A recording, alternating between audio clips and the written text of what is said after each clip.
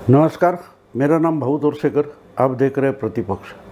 दोस्तों, पिछले कम से कम 3 हफ्तों से महाराष्ट्र में हनुमान चालीसा ये बवाल का विषय हो गया है। गुड़ी पाड़वा के दिन राज ठाकरे ने जो शिवाजी पार्क में बड़ी रैली कर दी, कम से कम 2 साल के बाद उन्होंने कोई बड़ी रैली की और जो बवाल खड़ा कर दिया है, उसका सब्जेक्ट विषय जो है वो हनुमान चालीसा है। और उसके बाद उन्होंने कुछ 1 हफ्ते भर में ठाणा में दूसरी रैली कर दी। शिवाजी पार्क में जो कुछ वो बोले थे उस पर से जो बवाल उठा, प्रतिक्रियाएं आई, सवाल पूछे गए, उस सब का जवाब देते देते एक सभा और हो गई। और उसके बाद उन्होंने घोषित किया एक प्रेस कॉन्फ्रेंस लेकर कि बहुत जल्दी मैं अयोध्या जाने वाला हूँ। और दूसरी बात, औरंगाबाद में सभा लेने वाला हूँ। अब उसको भी मेरे ख्याल से 10-12 दिन होने को आए, लेकिन आज तक महाराष्ट्र की सरकार ये तय कर नहीं पा रही है कि औरंगाबाद में राज ठाकरे की सभा, रैली होने दी जाए या नहीं दी जाए। इसके लिए क्या क्या हथकंडे उनके ही चचेरे भाई और महाराष्ट्र के मुख्यमंत्री उद्धव ठाकरे अपना रहे, हम देख रहे। इसके बीच में बहुत सारे लोगों ने हनुमान चालीसा का सब्जेक्ट उठाया। देश के अलग अलग राज्यों में रामनवमी और हनुमान जयंती, इन त्योहारों को लेकर बहुत गड़बड़ हो गई। और राज ठाकरे अपने भाषण में जिन्होंने शुरू किया था हनुमान चालीसा, वो हनुमान चालीसा का पाठ अभी तक खत्म होने का नाम नहीं ले रहा है। जिस शिवसेना ने महाराष्ट्र में हिंदुत्व हमारा ही है यहाँ से शुरुआत की थी, वो आज अपना हिंदुत्व घंटाधारी है या गदाधारी है ये बताने में व्यस्त है। और खुद महाराष्ट्र के सबसे बड़े नेता माने जाने वाले शरद पवार राज ठाकरे की इस सब करतूतों से हैरान परेशान हो गए। पिछले कम से कम 2 हफ्तों से शरद पवार बार बार राज ठाकरे के आरोपों का जवाब देते घूम रहे।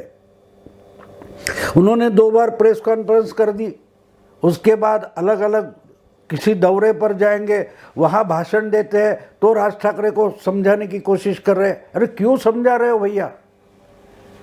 राज ठाकरे को महाराष्ट्र समझा नहीं, राज ठाकरे को उनके दादा जो है प्रबोधनकार ठाकरे समझे नहीं। क्या क्या बातें बता रहे हैं पवार साहब। और क्यों? जो पार्टी खत्म हो गई, यही महाविकास आघाड़ी का हर नेता बोल रहा है, हर मंत्री बोल रहा है, हर प्रवक्ता बोल रहा है, उस खत्म हुई जो पार्टी है महाराष्ट्र नवनिर्माण सेना, उसके नेता को आप क्यों समझाने की कोशिश कर रहे हो? वो तो पार्टी खत्म हो गई है, उसका कोई प्रभाव नहीं है। लेकिन आप भूल गए हो, आप सब लोग भूल रहे हो, जो कोई राज ठाकरे को टारगेट करना चाहता है, महाविकास आघाड़ी का नेता, वो एक बात भूल जाता है। आपको जो मालूम था वो राज ठाकरे अलग था, और आज का राज ठाकरे है वो हनुमान चालीसा का पाठ लेकर आया है, जिस हनुमान को संकट मोचन का भगवान माना जाता है, जो संकट में दौड़ कर आता है। और आपको अगर राज ठाकरे संकट लग रहा है तो उसका समाधान भी हनुमान चालीसा ही है। इसलिए तो अमरावती से उठकर एक दंपति मुंबई पहुंच गई, और मुंबई पहुंच गई तो उसको रोकने के लिए शिवसेना को अपनी पूरी ताकत झोंकनी पड़ी। वो ताकत पूरी नहीं पड़ रही थी तो पुलिस को काम में लगाया गया। अब पुलिस और नवनीत राणा इनका संघर्ष चालू है, और बाजू में आराम से देखते बैठ गए राज ठाकरे।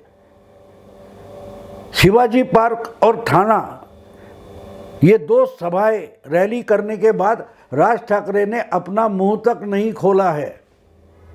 सिर्फ 2 भाषण दिए और ये तीन पार्टियों की सत्ता हैरान परेशान हो गई है, यहाँ वहाँ दौड़ धूप कर रही है। तो सोचना ये जरूरी था कि भाई राज ठाकरे हनुमान चालीसा का पाठ कर रहा है, जिसको संकट मोचक बोला जाता है, संकट मोचन करने वाले, संकट दुविधा से आपको निकालने वाले का नाम हनुमान होता है। ये आप भूल गए, आप उसी को ही संकट समझ बैठे।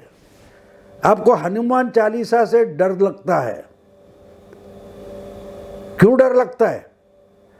हनुमान की प्रार्थना अगर संकट से मुक्ति देने वाली होती है तो उससे डरने का मतलब है आप खुद संकट हो, आप समस्या हो।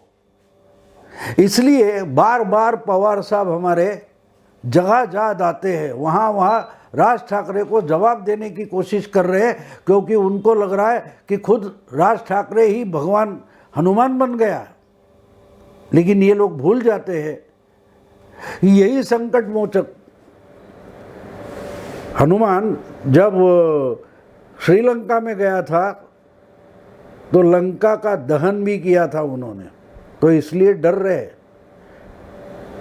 जिसका मजाक उड़ाया गया लंका में उसका नाम भी हनुमान था, उसको बंदर माना गया। हनुमान क्या, ये तो बंदर है। उनकी धूम को कुछ कपड़ा लपेटा गया और जलाया गया तो उसने पूरी लंका का दहन किया था, उसका भी नाम हनुमान है। ये भूल गए हो। तो राज ठाकरे ने हनुमान चालीसा का पाठ करने की जो घोषणा की है उसका मतलब आपको शुरू से समझना जरूरी था कि राज ठाकरे खुद को संकट से, राजकीय राजनैतिक संकट से निकालना चाहते हैं। उनकी पार्टी जो खत्म होने की कगार पर थी उसका पुनरुज्जीवन करना चाहते, इसलिए उन्होंने हनुमान चालीसा का पाठ शुरू किया। और कहां तक बात फैल गई देखो। आज उनकी तीसरी सभा होगी या नहीं, इस पर सवालिया निशान लगाया गया। अभी भी महाराष्ट्र की सबसे ताकतवर सरकार जिसको माना जाता है, दुनिया का सबसे अच्छा चीफ मिनिस्टर कहाँ है, तो महाराष्ट्र में है। और बढ़िया काम चल रहा है, बढ़िया कारोबार चल रहा है, गवर्नेंस चल रहा है। ये बार बार आप बताते हो।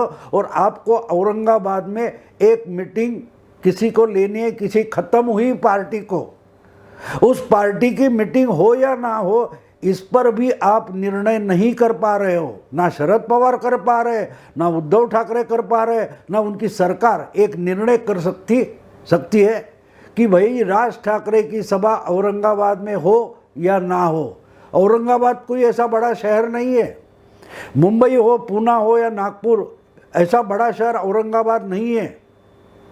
फिर भी औरंगाबाद में राज ठाकरे की एमएनएस की सभा हो या ना हो, इस पर निर्णय करना महाराष्ट्र की सरकार को कठिनाई महसूस हो रही है, संकट लग रहा है। यही तो बड़ी बात है। और इसलिए मुझे राज ठाकरे की सराहना करनी पड़ेगी कि वो आजकल बहुत कम बोलते हैं, लेकिन कब बोलना है, क्या बोलना है, ये बहुत सोच समझ कर बोलते हैं। हमने देखा पवार जैसा बड़ा नेता जिस राज ठाकरे पर बार बार अपना मत प्रदर्शन कर रहा है, उस पवार साहब के आरोप है, सवाल है, उसका भी जवाब देना राज ठाकरे जरूरी नहीं समझते। तो पवार साहब की महत्ता क्या बची? पवार साहब तो बड़े नेता माने जाते हैं, लेकिन वो बार बार राज ठाकरे पर बोल रहे हैं। लेकिन राज ठाकरे तो सिर्फ 2 बार शिवाजी पार्क और थाना में उन पर बोले थे कि पवार साहब की पार्टी, शरद पवार की जो एनसीपी पार्टी है, उसकी स्थापना होने के बाद महाराष्ट्र में कम्युनल हेट शुरू हो गया। जातीय विद्वेष फैलाने का काम पवार की पार्टी से ही शुरू हो गया। ये सिर्फ राज ठाकरे 2 बार बोले हैं, लेकिन उनका जवाब देते देते पवार साहब की हालत क्या हो गई है देखो। आज देख रहा था औरंगाबाद में कई पवार साहब भाषण कर रहे थे, वही वो राज ठाकरे को जवाब दे रहे थे। कल परसों कोल्हापुर में उनकी मीटिंग थी, वहाँ भी राज ठाकरे को जवाब दे रहे थे। प्रेस कॉन्फ्रेंस लेके पवार साहब राज ठाकरे का जवाब दे रहे हैं। लेकिन आप जो जो बातें बार बार रिपीट कर रहे हैं कि प्रबोधनकार ठाकरे को समझो, शिवाजी महाराज को समझो, शाहू फुले अंबेडकर को समझो, ये आप सब कुछ बोल रहे हो, उसका जवाब तक राज ठाकरे नहीं दे रहे। वो सिर्फ घोषित कर चुके हैं कि मैं बहुत जल्दी अयोध्या जाने वाला हूँ जून महीने में और औरंगाबाद में मीटिंग लेने वाला हूँ, रैली करने वाला हूँ।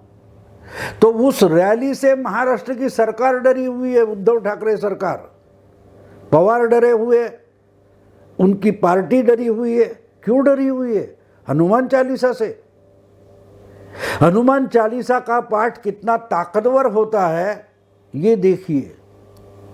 एक दंपत्ति औरंगाबाद से मुंबई आ गई और बोली हम रास्ते पर मातोश्री के सामने खड़ा होकर हनुमान चालीसा का पठन करेंगे, तो पूरी शिवसेना डर गई और शिवसेना पूरी ताकत से उतरी। उसके बाद भी उनको पुलिस की मदद लेनी पड़ रही है। झूठे मूठे आरोप लगाकर राणा फैमिली को जेल में डालना पड़ रहा है। कोई बात नहीं, यही तो हनुमान चालीसा की ताकत है। अशोक वन में सीता माई बैठी थी, वहां हनुमान पहुंचे तो उनको भी पकड़कर परेशान किया गया था, हनुमान को भी पकड़कर परेशान किया गया था। तो राज ठाकरे क्या चीज है? लेकिन वो आज हनुमान चालीसा उठाकर अगर सामने खड़े हो गए तो संभालो अपने आप को। हनुमान चालीसा का पठन करने को विरोध करना ही एक खुद के लिए संकट खड़ा करने जैसा होता है। वैसे तो कुछ शब्द है, हनुमान चालीसा का मतलब क्या है? कोई काव्य पंक्ति है, कोई शब्द है, कुछ शब्दों का एक जमावड़ा है। उस शब्द संचय से आप क्यों डरे हो? नवनीत राणा मातोश्री पर आकर मातोश्री के सामने आकर खड़ा होकर हनुमान चालीसा बोले या किसी पुलिस थाने में बोले, उससे डरने की क्या जरूरत है?